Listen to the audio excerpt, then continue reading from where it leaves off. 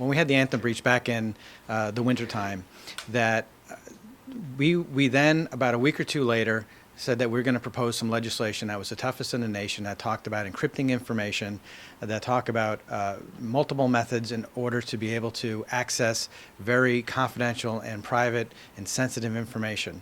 We were able to get that done by the time our end of session happened.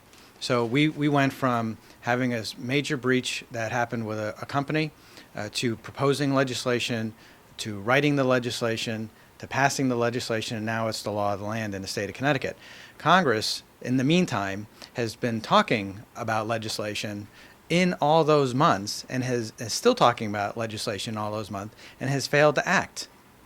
And the legislation that they're proposing takes away all the work that we did this past winter. I'm asking Connecticut residents to sign our online petition urging members of Connecticut's congressional delegation to reject any proposed legislation that would preempt states' cybersecurity laws and enforcement efforts.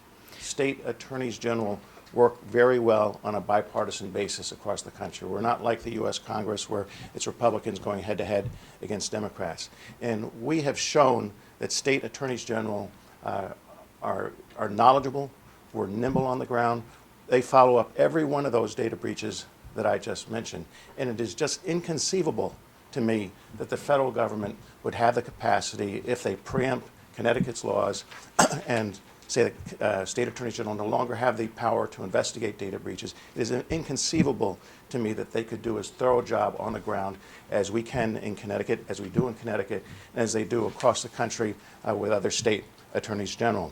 There is an issue with cybersecurity, trying to get our arms around it and really kind of tighten the noose around the bag to make sure that citizens in the state of Connecticut feel protected, and we're making all the appropriate steps that we feel necessary here in the state to protect confidential consumer protection, and particularly health issues, I think, are very critical. I mean, I know if you're involved in, particularly if you're a senior, et cetera, that you'd want to have assurances that your information was guarded and that that type of information wasn't available to others. I want to commend the Senate leadership and the AG for their initiative in regards to this. It only takes one violation could destroy a family's life, and so the Insurance Committee is also very conscious of how we could provide support in many areas, particularly